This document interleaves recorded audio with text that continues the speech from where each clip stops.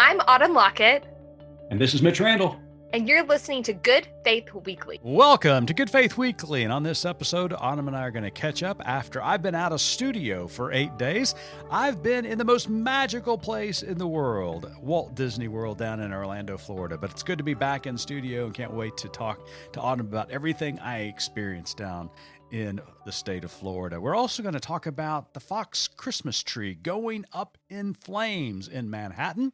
We're also going to talk about the latest conviction of Josh Duggar in sex crimes, and it's just an extension of what's going on in the church these days.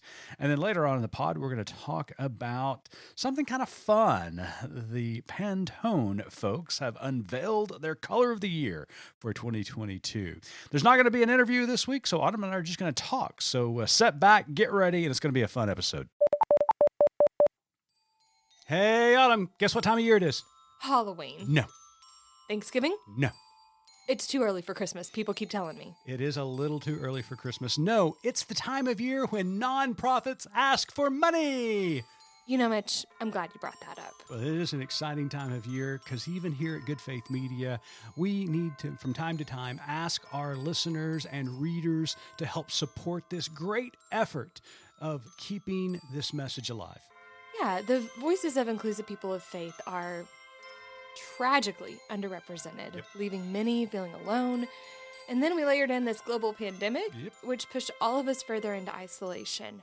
But Good Faith Media provides a space for our voices to unite and impact the world for good. And our daily news and opinion pieces provide thoughtful reflection from spiritual and thoughtful leaders around the world. Our Nurturing Faith Journal is a print magazine that circulates 6 times a year to churches and households nationwide, delivering thoughtful analysis, inspiring features, and Jesus-focused Bible study curriculum. And if you like this podcast, Good Faith Weekly, make certain to subscribe to more exciting and challenging podcasts brought to you by the Good Faith Media Podcast Network.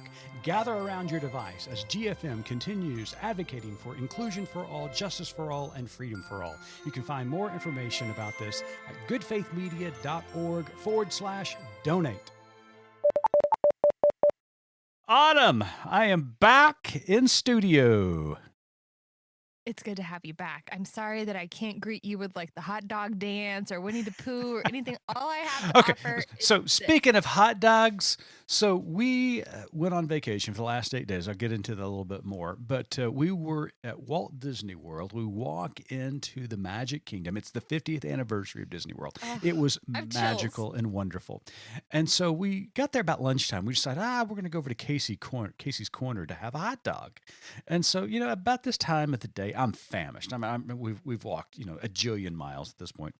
And so I'm starving. So I thought, I'm going to order the foot-long hot dog, thinking it's like a Sonic foot-long. Oh, no, sister.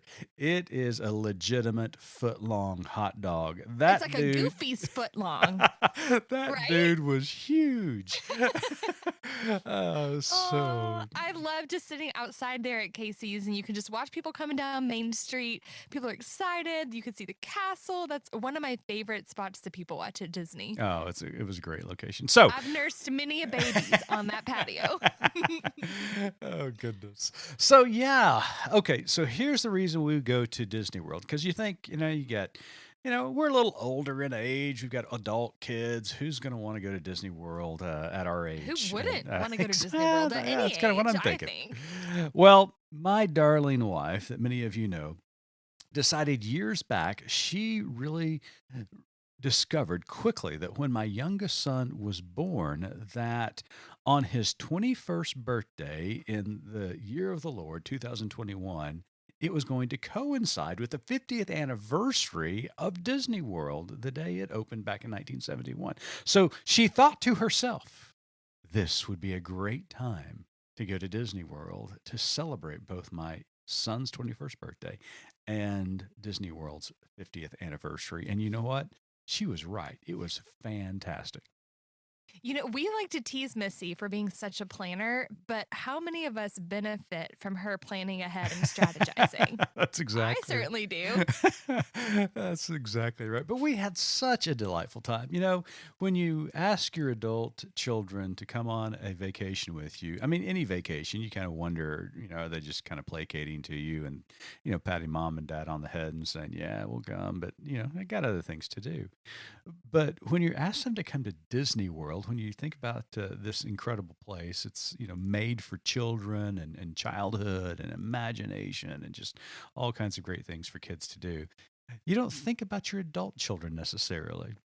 But when we proposed this to them, they were all on board. Our 21 and 24-year-old sons were just giddy about the possibility of going to Disney World. And so we were excited that they joined us. And anytime you get to spend 8 days straight of unencumbered time with your kids, no matter what age they are, it's just sacred. It's just sacred and holy. And we had such a good time.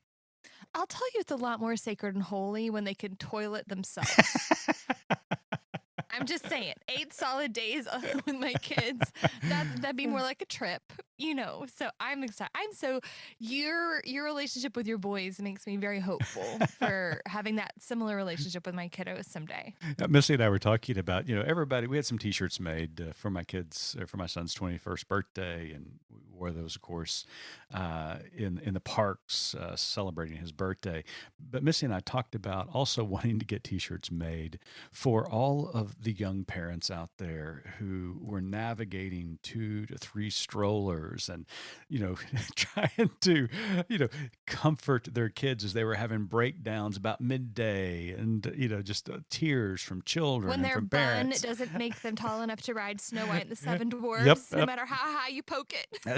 That's exactly right. But the T-shirts we were thinking about making, it was just like, hang in there, parents. One of these days, you'll get to come back with your adult kids, and it's going to be glorious. No strollers, no breakdowns, no tears. It's no good. diapers, no breastfeeding. Yes. But no, we had such a wonderful time. We went to all 4 parks and just had a great time. But there was one moment, and I write about it this week. In fact, it's at goodfaithmedia.org today. It was released this morning. And it was just really holy for me because we got a late night appointment to go to Hollywood Studios in the new Star Wars section of that park where they make lightsabers. And I thought it would be cool. I mean, it's a little gimmicky. Kind of all the kids, liked it. All the Star Wars geeks around the world, just buy into all that stuff. And my kids like Star Wars. They appreciated it, but they weren't Star Wars geeks. I guess they just didn't really. I mean, they liked it a lot, but they didn't get into it like some people do. But at any rate, we got them appointments to make their own lightsabers. I mean, 24 and 21 years old. And you think, they could have rolled their eyes at dad and mom and said, hey, we're not doing this. But they were so excited about it. And we walked into that section in the park. And of course, it's just decked out to the nines. They did an incredible job of making it look like Star Wars. And so we go in there and they, of course, Disney it up and they make their lightsabers. And when they turned them on for the first time, stayed in the article, I knew I was looking at my adult children. But as I stared at their faces, I saw the 2 boys who used to sit on the couch with me on Saturday afternoons, eat popcorn, eat Oreos, and watch Star Wars. And in the midst of it, jostle with their homemade lightsabers, saving the universe. And it was a really special moment for our family just to get to experience that and to just think back about the decades that we've had with them now growing up, but then also looking forward to what they're going to be able to conquer in the future. I said it in the article, this generation, I am convinced, is going to change the world, similar to the greatest generation of World War II. I think this generation is going to do the very same thing. So it's an exciting time, Autumn. I had a good time, shed a tear or two, but lots of laughs. You've equipped them physically, emotionally, and literally to save the world, Mitch, is basically what I hear you saying. That's exactly what I'm saying. That's exactly what I'm saying. I love that. That's so. I love Disney. I never really got it until we went for the first time. I didn't go as a child, but like, of course, grew up in the Disney lore. Um, Watching the movies and reading the books and singing the songs. And the first time we went, I was like, oh, now I get it. Because Yeah. you're just a kid. I waited in line to meet Ariel and like didn't really realize that it was such a big deal until I saw her and I started crying as like a 30-year-old woman. And I was like, what is happening to me? But it just takes you back to childhood and it's really special. Yeah. The only thing to kind of tie this into faith, the only thing I can remember about Disney growing up was that on Sunday nights, of course, I grew up in Southern Baptist churches where Sunday night church was still a thing, and my parents were guilted into attending.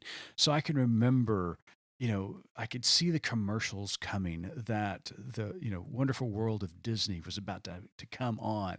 And little Mitch never got to see it because he had to be ushered out the door to church. So when all my friends on Monday morning was saying, "Hey, did you check out Wonderful World of Disney?" It was like, no.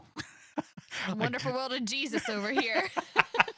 I got to We've all learn been about there. the 55th verse of Hezekiah or something like that on Exactly. Sunday night.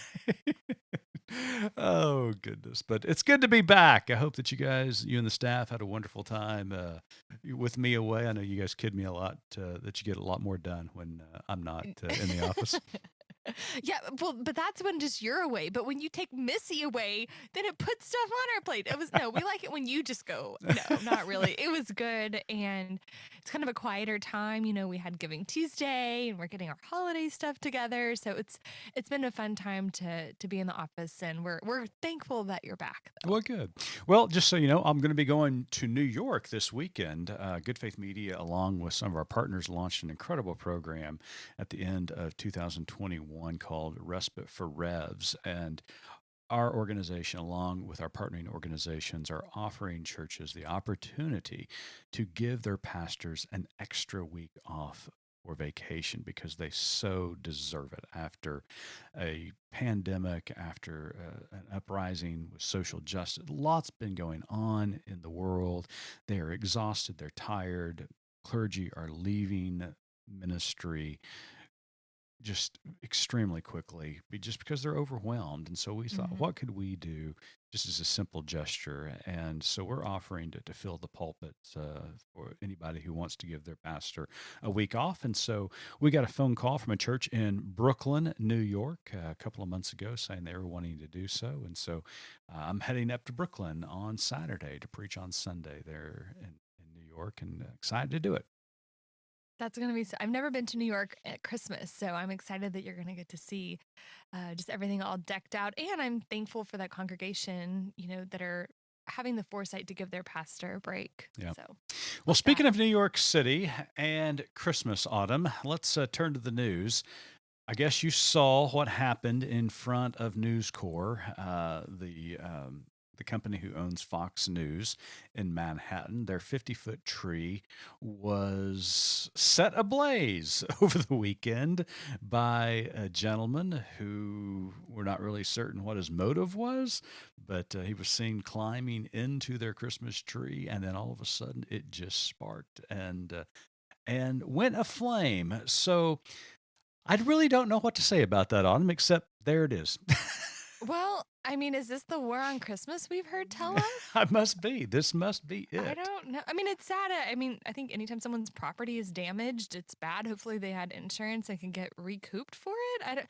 It's not the answer. And I've been talking with my therapist and lots of other people about how to. And really, this conversation sparked from our conversation with Jeremy Coleman, Yeah. that pastor from Oklahoma, on Mhm. Twitter, about how we can have conversations with people who don't agree with us. Right. Um, while still holding our ground, while not being complicit in the things that they're saying, but actually having civil discourse. And lighting a tree on fire is actually not how we get there. Absolutely. And that's what scares me about the rhetoric from the right, especially the religious right and those who count out of the religious right, is that after a while of this verbal bombing of people who are center left of the right, um, after a while, somebody's going to fight back. And as much as we plead, this is not the way to do it, and please hear us. We are we are nonviolent. We believe that any kind of protest must be peaceful, must be, you know, must state what we believe, and like you said, stand your ground. But at the same time, must be nonviolent and bold. But this is not the way to do it. But my fear is that the more and more we see this from the right, that there are going to be people who just had enough of it, and they are going Mhm. to start swinging back in violent ways, as we've seen happen over the weekend and Well, in we other don't attempts. have guns, so all we have is like our NPR tote bags, and this guy had like some kind of a lighter, you know? Like, we're not real effective when it comes to violence. Exactly, exactly. I'm So, thankful no one was hurt. I I'm really so am. hopeful. Yeah. So, Yeah. but at any rate, I just, it's such a quite the metaphor Hmm. that Fox's Christmas tree went up in blaze when they've been lighting things ablaze for the last several decades. I mean, this is Hmm. just what they do. And I hate it. I hate that their property was destroyed. It should not have happened. I condemn it to the fullest. But this is what happens when you set fires continuously. And so Hmm. I hope it doesn't happen again. I hope we can find better ways to communicate. But I just thought it was interesting. Just it was quite the image seeing the Christmas tree in front of Fox News burned to the ground. Yeah. I'm Reverend Starlette Thomas, Director of the Raceless Gospel Initiative at Good Faith Media and host of the Raceless Gospel podcast. The Advent season is coming, and we're delivering a podcast. Jesus is Coming. It's an Advent podcast series from us at Good Faith Media. We'll drop 4 episodes, one for each Sunday of Advent. A season of preparation for a kingdom that is coming. Back up! Give everyone some space. There is plenty good room. Come one, come all, to Jesus. Jesus is Coming, an Advent podcast series by me, Reverend Starlette Thomas. Subscribe wherever you get your podcasts.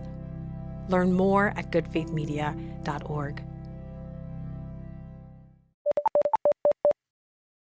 You know, there's another kind of fire, Yeah. like that's been sort of has been in embers, really, and that's just the cover up and the shame associated and the failure of the church as a whole to talk about sex. Yes. Why don't you expand on that?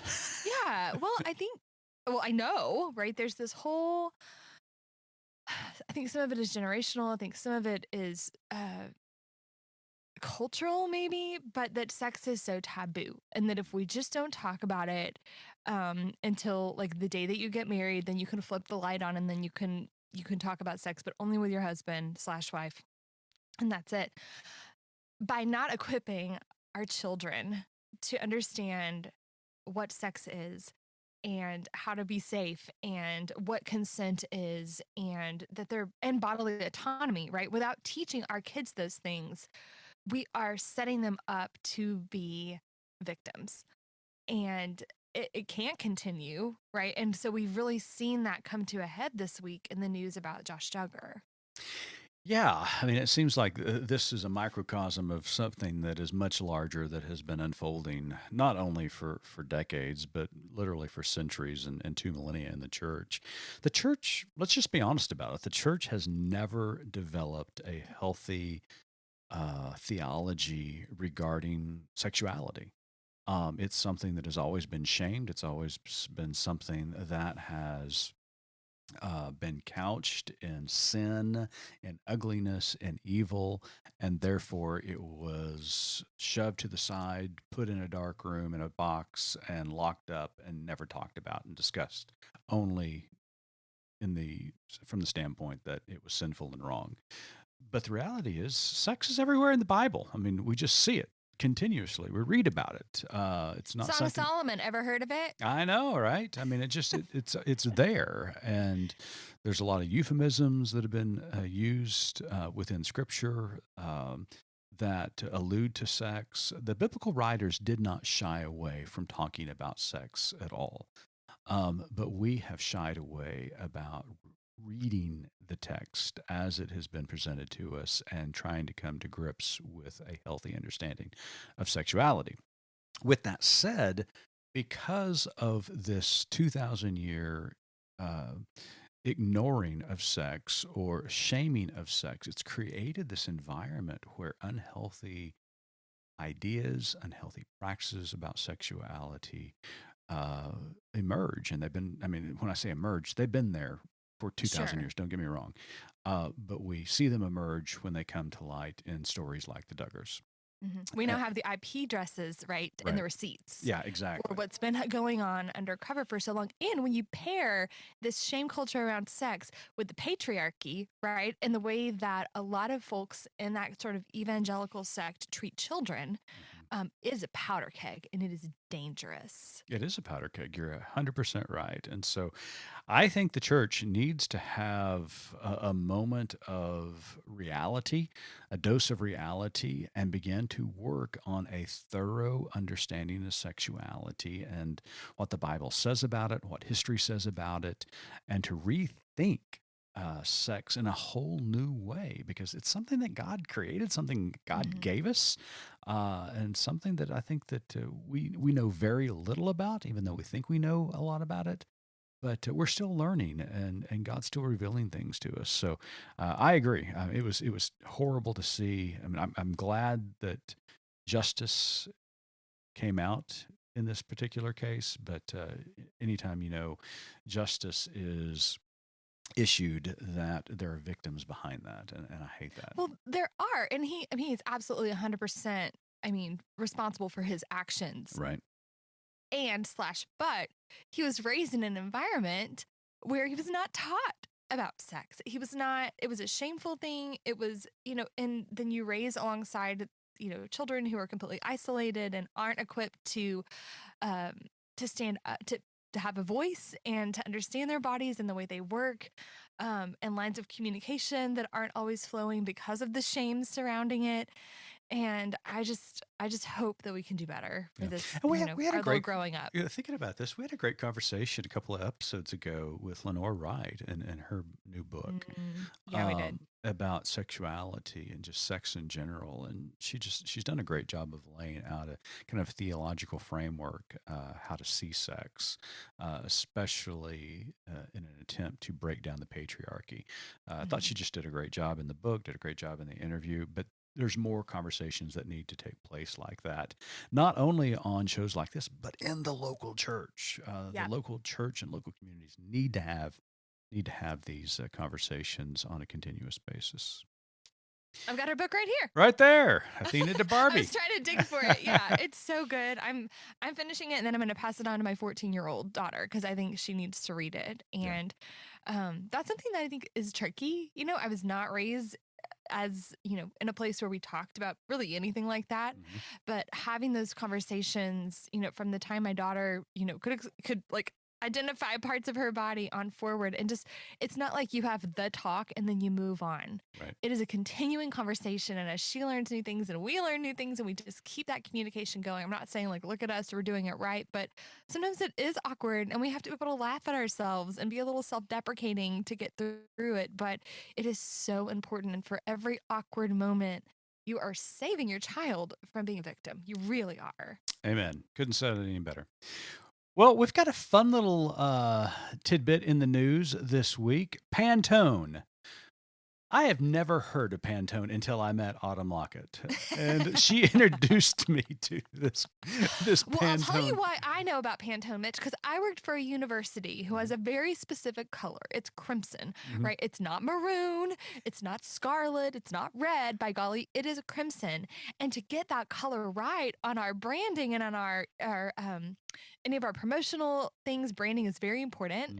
And we had to know our Pantone code and our Pantone color so that we can make sure that our tablecloths and our pens were all the right color. Right. So when we were like crafting Good Faith Media, we wanted to make sure that we were being true to our brand.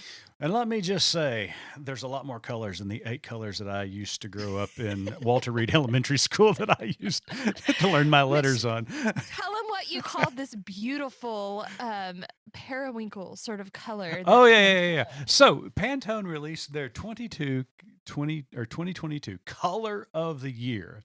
Bum-ba-da-dum. And they have unveiled it as Very Perry. Very Perry. Very Perry. It is a fun Perry. name. Let me read the definition of it. It is a periwinkle hue that the company says combines the steady tranquility of blue with an energetic infusion of red. Folks, it's purple. That's what you just said. Red and blue together. That's purple. But it is periwinkle and it's deep and it's Oh, no. beautiful. It's very Perry. It's very It's Perry. very Perry. Like on the scale of like a little Perry to a lot of Perry, it's very It's Perry. very Perry.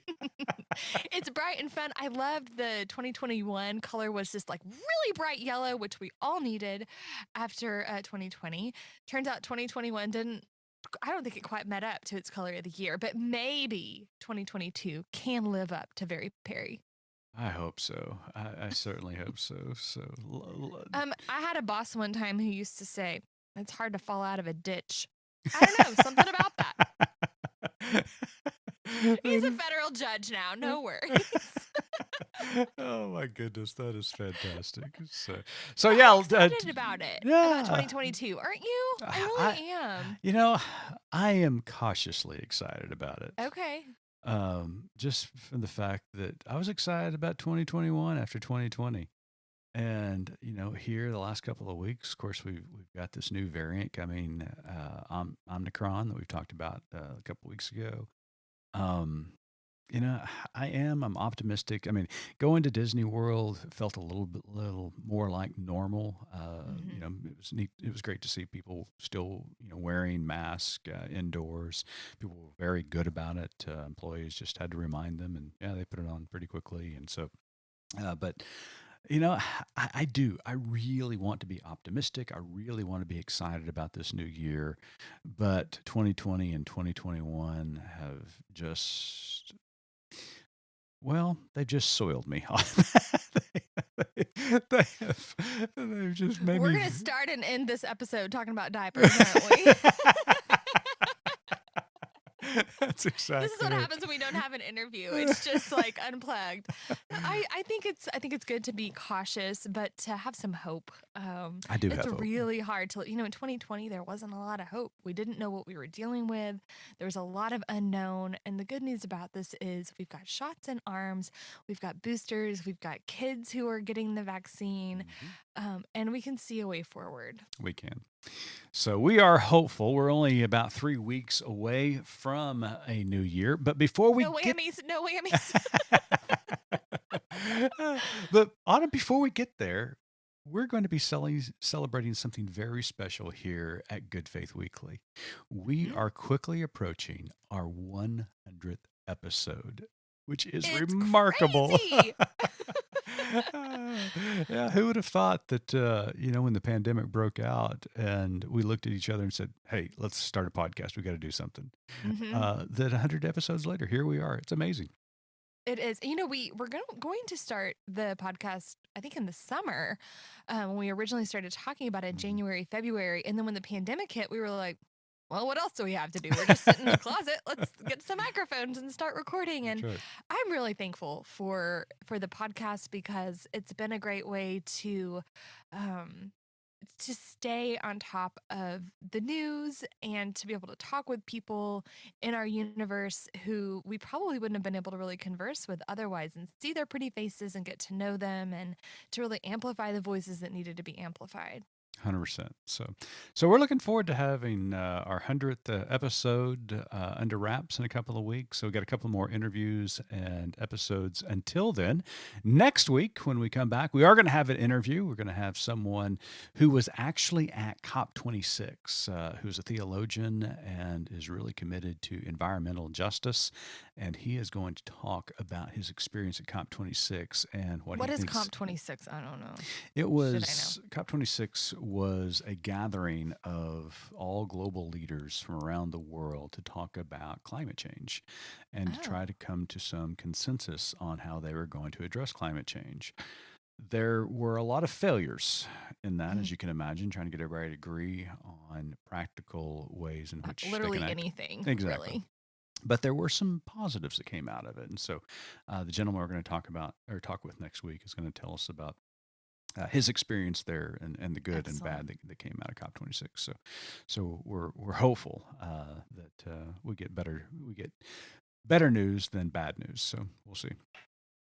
But so yeah, we'll do that, and then we got a couple other episodes until our 100th episode. So I hope that you and your family are having a great Advent season and preparing for the Christmas holidays. I know you got a big Christmas musical coming up in your house.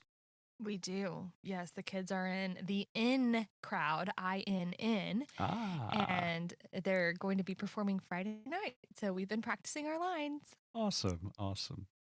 Well, to our listeners, we want to thank you for listening to this rant, or unplugged, as Autumn defined it.